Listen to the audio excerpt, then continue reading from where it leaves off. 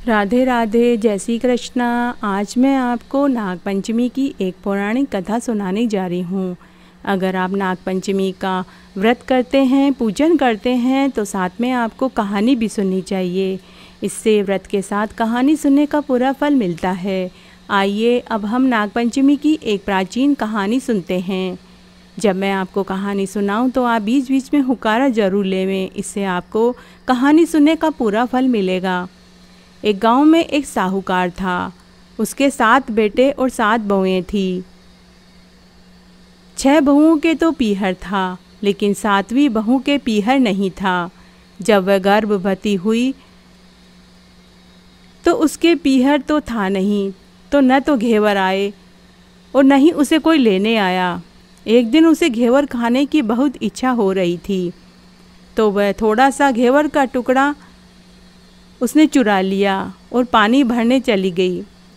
उसने सोचा कि घर में तो कोई घेवर खाने नहीं देता है, चोरी छुपे ले जाकर पानी भरने के बहाने पेड़ के नीचे बैठकर खा लूँगी।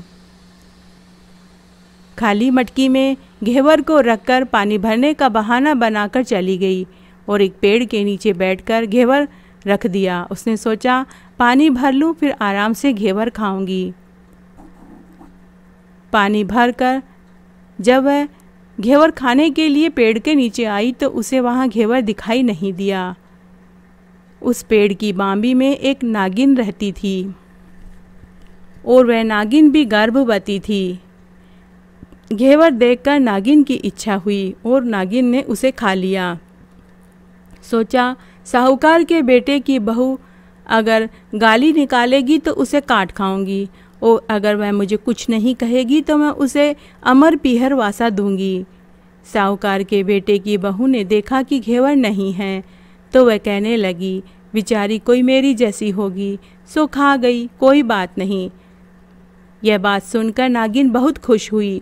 उसने अपने बेटों को ये सारी बात बताई और कहा कि इंसान का रूप बनकर जाओ और साहूकार के बेटे की बहू को लेकर आओ।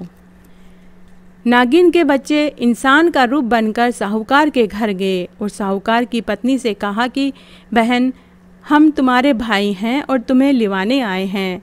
सास ने कहा कि इतने दिन आप कहाँ थे, पहले तो कभी नहीं आए। नागिन के लड़के ने कहा कि ब्याण जी, बाई भी हमें पहचानती नहीं है। जब मेरी बहन का जन्म हुआ तब मैं परदेश कमाने गया हुआ था। नागिन के लड़के बहू से गहने, कपड़े और मिठाई लेकर आए थे। बहन की सास व जिठानियाँ भी देखकर दंग रह गई। सास ने बहू को भेज दिया। जब वे बांबी के पास पहुँचे तो लड़कों ने कहा कि बहन, हम सांप हैं। तुम्हारा घेवर मेरी माँ ने खाया था, उसने तुम्हें अपनी लड़की माना है, इस नाते तुम हमारी बहन हुई। तुम हमारी पूंछ पकड़ लो, डरना मत। साहूकार की बहू ने सांप की पूंछ पकड़ ली और वो बांबी में पहुंच गई। साहूकार की बहू ने देखा तो वहाँ बहुत सुख और आराम था। वहीं उसने अपने लड़के को जन्म दिया।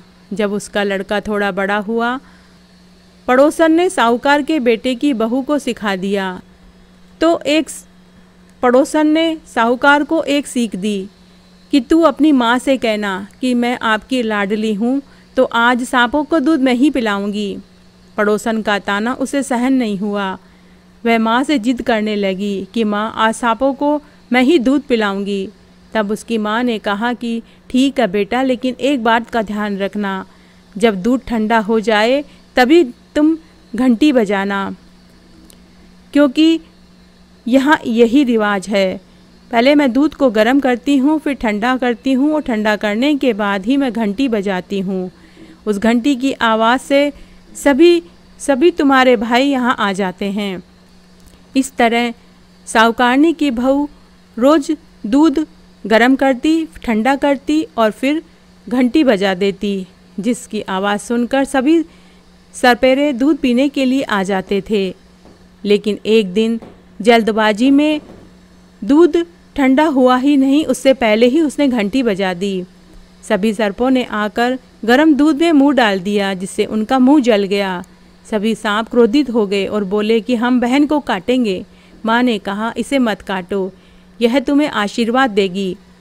साहूकार के बेटे की बहू बोली, जियो मारा नाग नागिन, जियो मारा खांड्या बांड्या वीर, वीर उठावे दिखनेरो चीर, चीर तो फाट पण खांड्या बांड्या वीर जीवता रहे।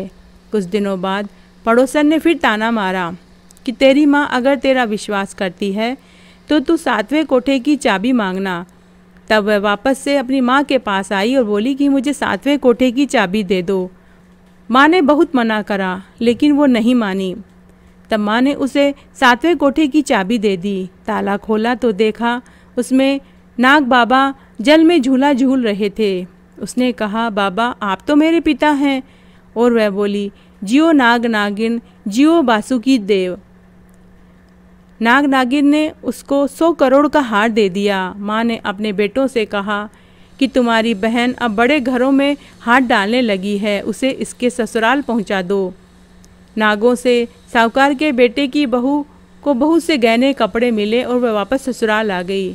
थोड़े दिनों के बाद जब ससुराल आने के बाद जब उसका बच्चा झाड़ू तोड़ रहा था तो उसकी ताई ने कहा कि झाड़ू मत तोड़ो, इतना तोड़ने का शौक है तो तेरे नाना मामा से कह दे, वह तुझे सोने की झाड़ू लाकर दे देंगे। हमारी झाड़ू क्यों तोड़ रहे हो? सांपों ने सुन लिया और उन्होंने आकर अपनी माँ से कहा। तब माँ ने कहा कि तुम उसे 2 सोने की और 2 चांदी की झाड़ू दे आओ। तब सांप वापस से मनुष्य का रूप बना कर के आए और 2 सोने और 2 चांदी की झाड़ू देकर चले गए। यह देखकर उसकी सभी जेठानियाँ जल गई और कहने लगी कि इसके तो ताने मारने से धन बढ़ जाता है। एक बार उसकी एक जेठानी लकड़ियाँ लेने के लिए गई तो वहाँ उसने देखा कि एक सांप बैठा था। जेठानी ने सोचा कि छोटी बहू को भेज देती हूँ, सांप इसे खा जाएगा तो मुसीबत ही टल जाएगी। उसने आकर छोटी बहू को लकड़ियाँ लेने के लिए भेज दिया। छोटी बहू लकड़ी लेने आई तो वहाँ सांप बैठा था। वो बोली, भैया राम राम।